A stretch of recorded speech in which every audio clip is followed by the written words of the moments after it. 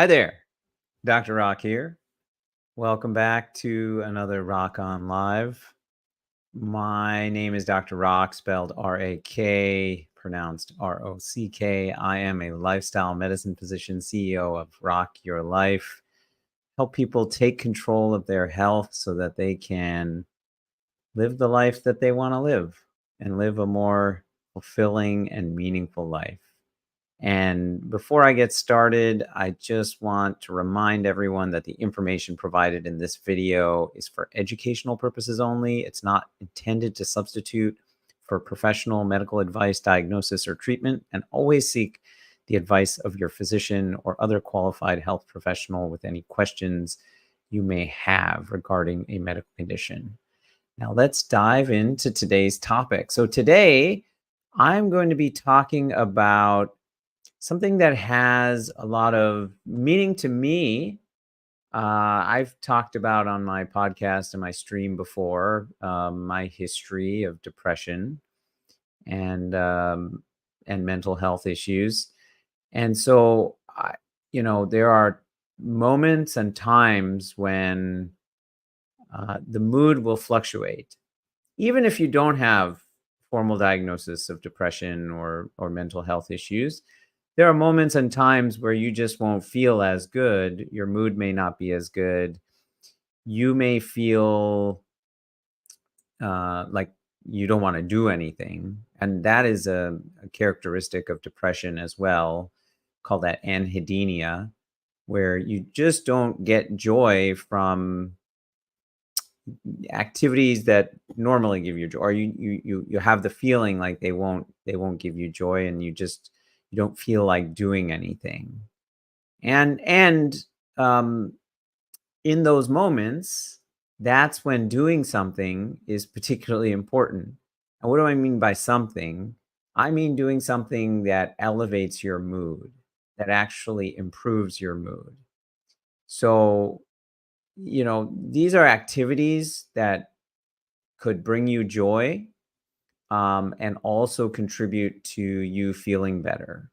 So what we're going to do today on this stream is I'm going to help you construct your own happiness list.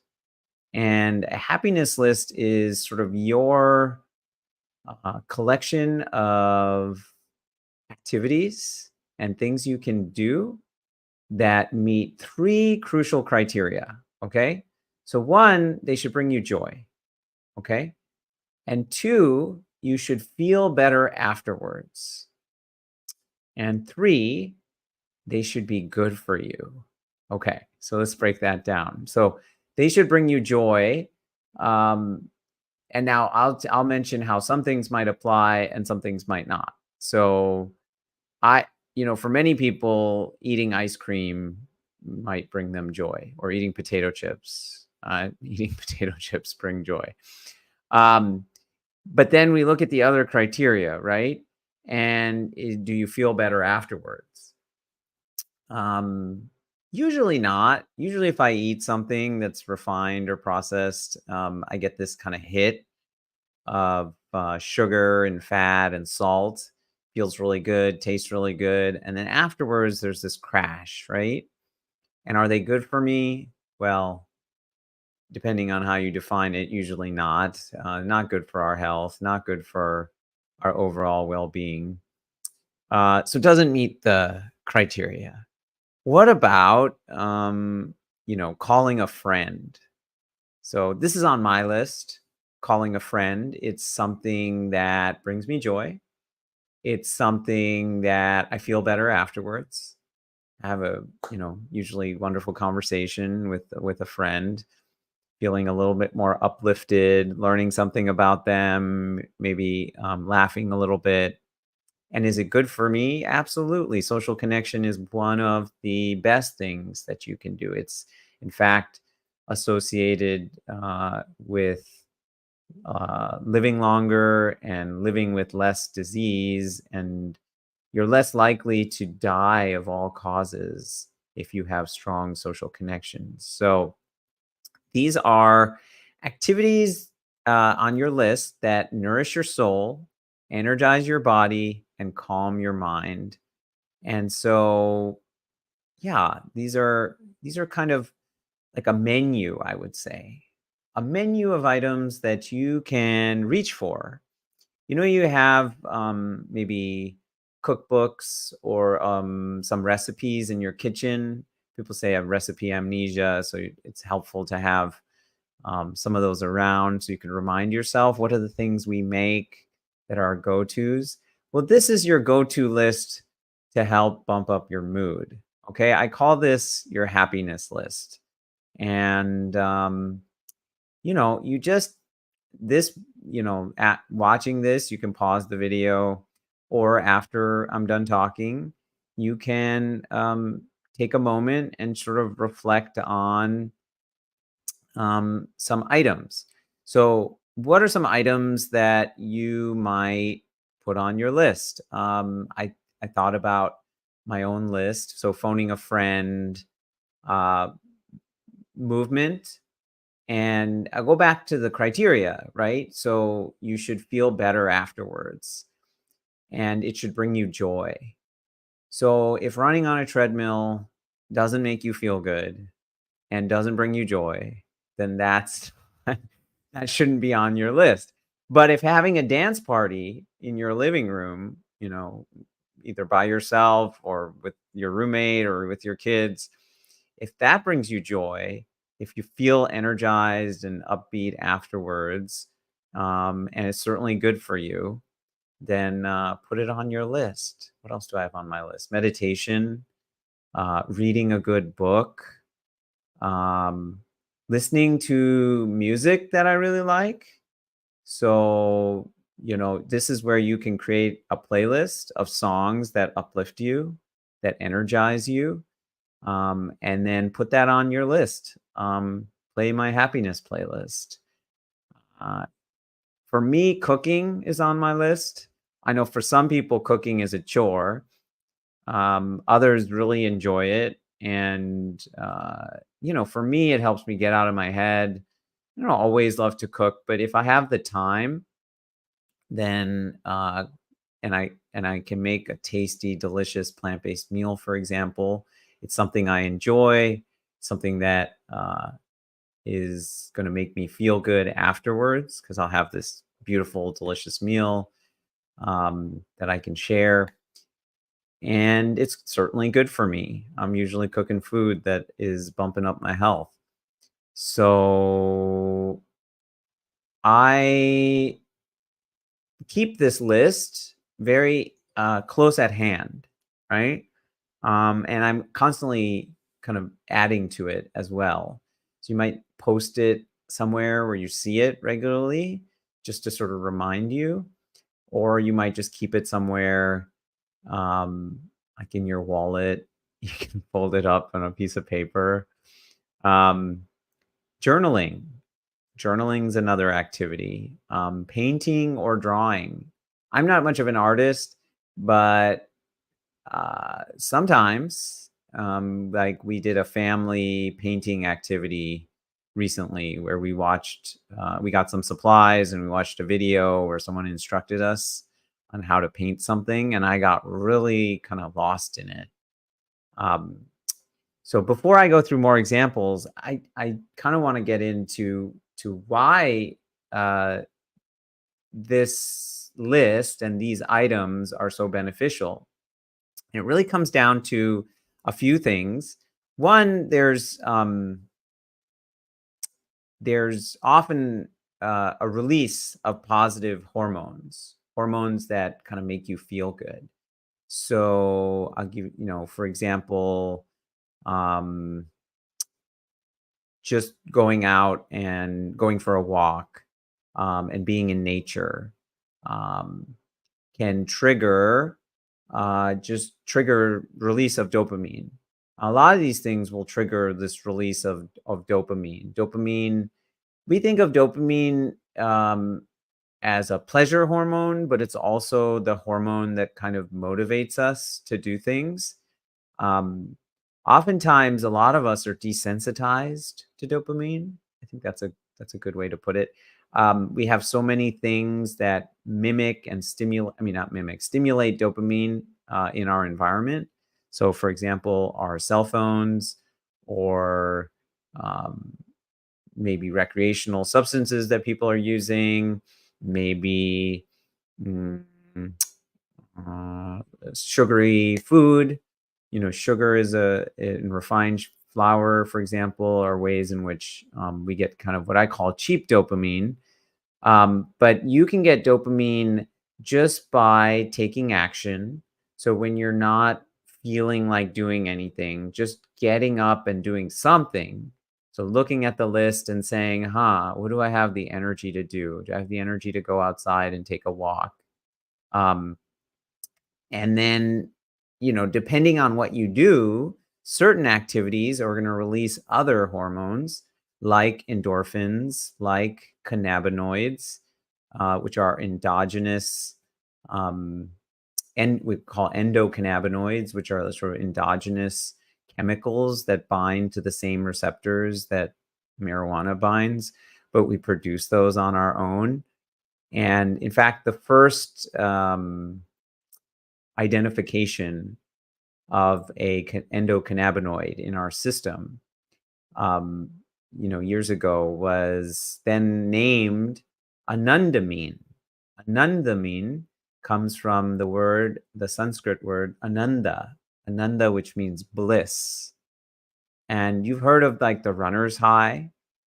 And this is one of the reasons why movement is so good for our mood, is because that is, in fact, one of the chemicals that we're releasing when we move our body. And on my list is cold exposure, like taking a cold plunge or taking a cold shower, because something very similar happens.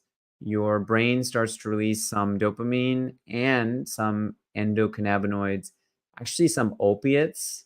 So when we exercise, what's called hormetic stresses that we put on our body that are not so severe that they cause injury, um, but mild stresses, the body actually responds, by releasing some of these positive hormones. And these positive hormones or these chemicals are all part of the experience of feeling good. They don't get released right away. That's the other thing to kind of keep in mind is notice on my list, I said there are things you enjoy and things that make you feel better afterwards. So, eating a sugary cupcake, in the moment, that feels very, very good. You get this instant kind of release of dopamine. You get a reduction in your cortisol. Um, Not all of the things on your list, many of the things on your list may not lead to immediate satisfaction, but that is to say you can try and design your list and make it in such a way that they do. So what do I mean by that? Well, if I'm going on a walk, then let me load up my favorite playlist on that walk. So I get that immediate satisfaction of hearing music that I love, or I call a friend while I'm on that walk. So I get that immediate satisfaction.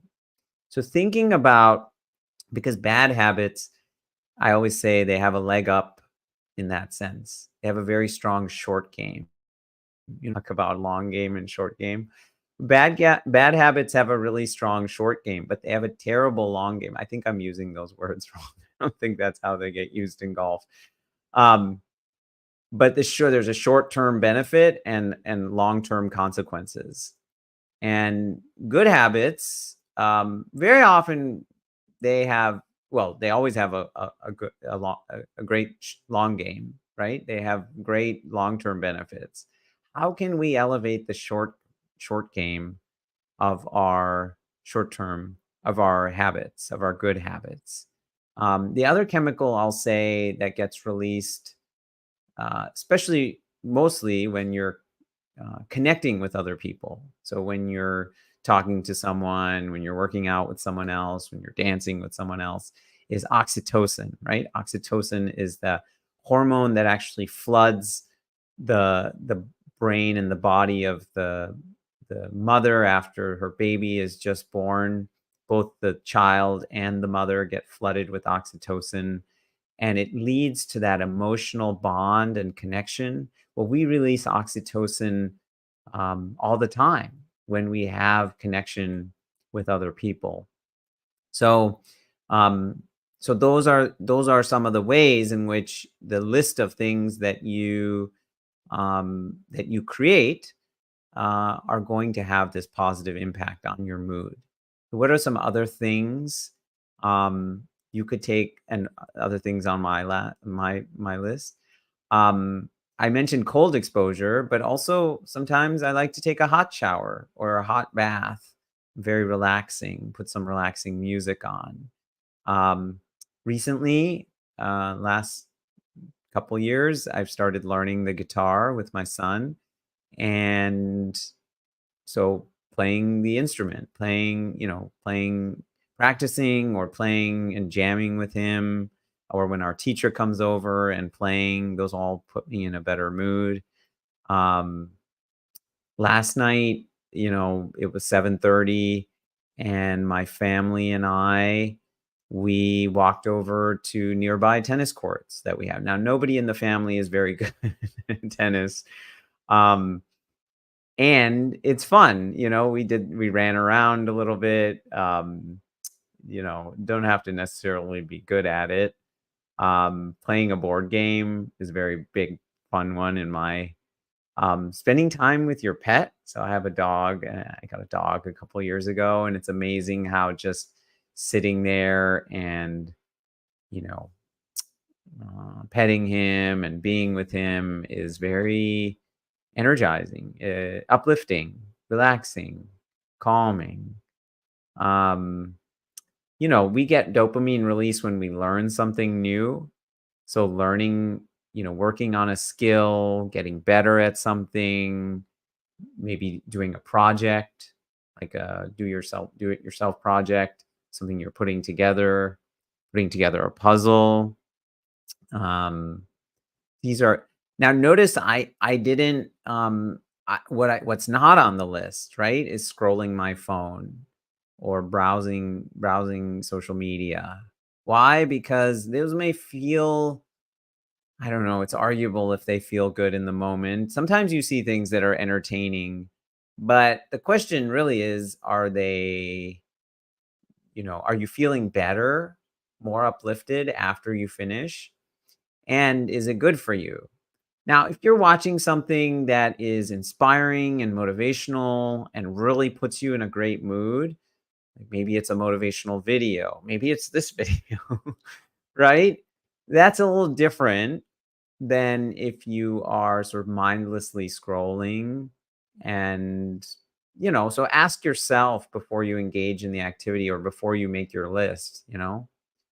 Um, Great. Somebody I want to share on LinkedIn is saying peace, love, joy, and happiness. I like happy hormones, but I have to become better at planning my week. Ah, keep up the excellent work. You're a natural. Love it. Thank you, LinkedIn user. I'm not sure. Doesn't tell me who the name is. Here I have another one. Better when I get outside. Wonderful. Yeah. I think getting outside, getting sunlight is super helpful. Yeah. And if you're watching live, please feel free to share things that you would put on your list. What might you put on your list? What are the things that uplift you? What are the things that meet those criteria, that make you feel that you enjoy, that make you feel good after you do them, and that are also good for you? Um, that might be going to work out with some people. I started working out with a group of guys through a men's workout group called F3. That's little workout groups all over the country, actually all over the world now. So 2 or 3 times a week, 6, 7 a.m., I go meet up with these guys, and that's super early. And I don't have a hard time getting up and going because I know how good I feel afterwards. Like I literally feel high after I finish the workout, and then um, it kind of just sets like it just sets up the rest of the morning, the rest of the day, so that I'm feeling really good. And a lot of these hormetic stresses, these stresses like exercise and cold exposure and heat exposure, um, fasting. Um, it's really fascinating the science behind it because they lead to dopamine release both during but afterwards that's sustained. And unlike things that cause what I say cheap dopamine release, like your phone or sugar or substances, um, the the sustained dopamine release that you get from these other activities, these hormetic stresses, it doesn't lead to a rebound. It doesn't lead to a withdrawal that you generally get. So that's the feeling good afterwards part, right? If you eat something that's really sugary or scroll on your phone for an hour, generally you don't feel good afterwards, right? Um, One thing I should mention though, before you even approach this list and make this list, I should have said this at the beginning, is oftentimes it's just actually making sure that your basic needs have been met. So you should kind of ask yourself, have I eaten properly today? Like if I had enough food to eat, if I had enough nourishing food to eat, have I gotten enough rest? And because when we're sleep deprived or when we're hungry or when we're dealing with really strong emotions, like, these things can help the having a list of activities, but oftentimes addressing that need first is really helpful before you can kind of move forward with addressing your underlying mood. Okay. So you can put, for example, a power nap on your list. And that might be a menu item, an option if you're notice that you're feeling tired. Yoga, stretching, practicing gratitude. These are all the things on my list. Um, yeah. Okay. So I hope that was helpful for you. Like I said, you can just take a little piece of paper, an index card, something that you can readily have and access, and just incorporate these activities regularly into your routine. One thing I like to do in the morning with my kids when we go to school is we all go around and we answer two questions. I've shared this before various various times, but one of the questions is what's something I'm grateful for from the last 24 hours, right? And so I'm trying to get us all to put on that gratitude lens and really look at and look for those examples, those specific examples of things that we appreciate, that we're grateful for. But the other thing that we all talk about and share is what's something I'm excited for on the day ahead. And I think having regular fun and enjoyment in your life is important. And because if you don't plan for some of these activities, yeah, mood suffers. And then when your mood suffers, oftentimes you might be in a position or situation where you don't feel like doing anything. It can be a lot harder to get yourself out of that. So part of proactive self-care is really using a list like this and saying, how do I regularly schedule these things into my day or into my life? In the morning, you might ask yourself, you might look at your menu and say, what's one thing from this list I might do today? What are a couple things from this list I might do today? And some of the things are going to take longer and some of the things are going to be shorter. So just doing, slow deep breaths for a minute might be on your list. I have breath work and deep breathing on my list. And that could just take a few minutes versus, if you go meet some people to work out, I mean, that's not always tangible and something you're able to do. So I would, I would keep that in mind too. Is what are the things I can do quickly? What are the things that if I had a little bit of time, 30 minutes, I might do if I'm taking a break? And then what are the things that might take longer, but that I might be able to schedule in my day or my week if I'm intentional about it? Yeah. Okay. And, at the end of the day, this is your happiness list. This is a list unique to you. So your list is probably going to look different than my list, than anyone else's list. And the idea here is that you have choices for how you can uplift yourself and also improve your health at the same time. And importantly, meet your basic physiologic needs. Yeah. And if you're watching this recorded, uh, you're watching this live, thank you for watching. I'm here every Wednesday. And please just share things that might be on your list for anyone who's watching so that they can spark some ideas as well. All right. Appreciate all of you. I will see you back here next week. Until then, boom, live well and rock on, my friend.